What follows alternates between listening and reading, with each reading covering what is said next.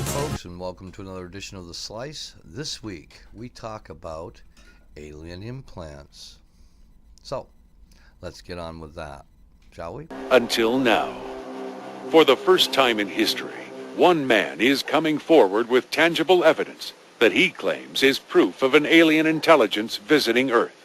Dr. Roger Leir is a surgeon from Southern California who has been performing operations on patients for over 30 years. So far, 8 surgeries have been performed, and with the 8 surgeries, we have removed 9 objects.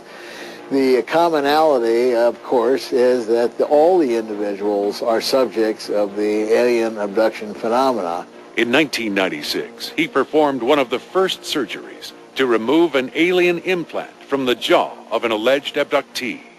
The gentleman that we did the surgery on for the procedure to remove an object from the left jaw was in private industry, and he had a history of alien abduction. As with most abductees, the patient was reluctant to come forward or to have his face publicly shown.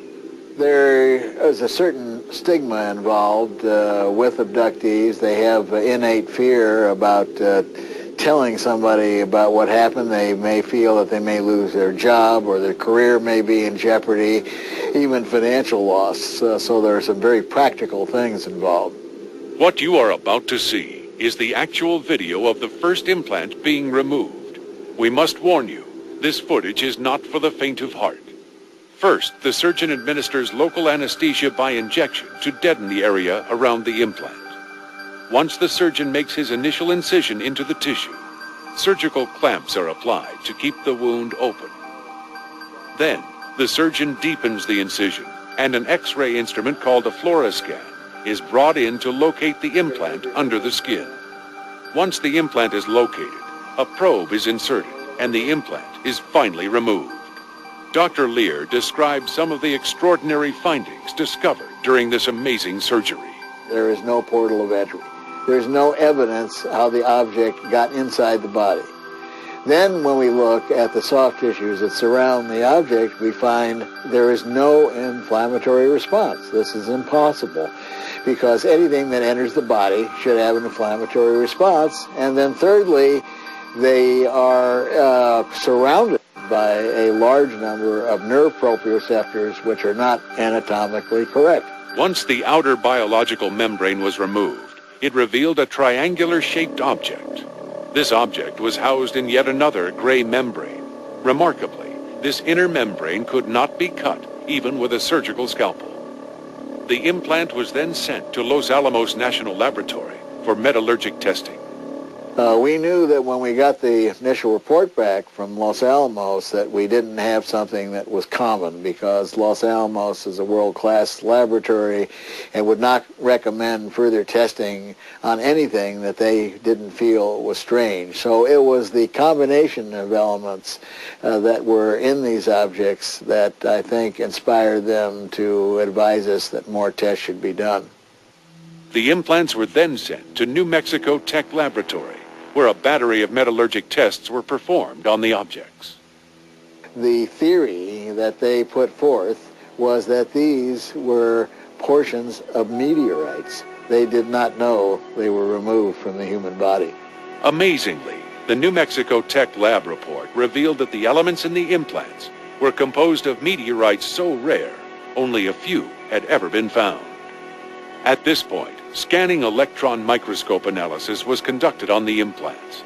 The results revealed the implants were manufactured and not naturally occurring meteorites. Amazingly, results showed the implants had been connected to the patient's nerve endings. The second set of tests following some of the tests that were run at New Mexico was run by University of California at San Diego. The laboratory results from the University of California at San Diego confirmed the earlier tests. Astonishingly, a portion of the metal analyzed in the implants was extraterrestrial and did not come from Earth. Some of the elements that were found in combination were of non-terrestrial or extraterrestrial origin. The evidence is overwhelming. The implications are staggering. In each case, the chain of evidence has been documented, and the test results are shocking. This could be the proof that science has been looking for. The implications of this discovery are worldwide and affect every single living human being. But implants aren't the only extraterrestrial material Dr. Lear has been researching. The greatest discovery of all is yet to come. The human body. What mysteries do we hold that is so interesting to these visitors from other worlds? Well, what they're being used for, we still don't know, but there are many theories as to their alien purpose. Doctors that have removed these alien implants have come across many interesting aspects, including a detected field of electromagnetic waves and compounds found previously only on meteors. The mechanical materials as well as biological materials are all strange to this world. Now, using what has been found about these things, we can conclude that they may be used for tracking purposes, especially since many of the subjects report being repeatedly abducted throughout their lives, while other theories suggest this, by the way, is a fake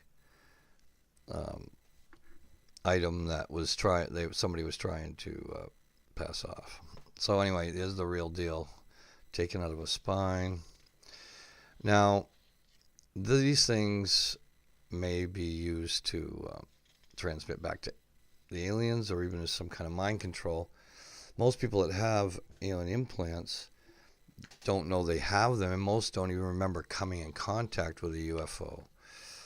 Some common symptoms have been abnormal scars on the body that can't be explained, long periods of missing time, flashbacks of being on a surgical table with lights, and hard pieces of metallic or plastic-like substances under the skin that shouldn't be there, feedback or buzzing from speakers when you're near them, uncontrollable actions, painful nasal cavities, as if something hard is up there, and nosebleeds, headaches due to a brain implant.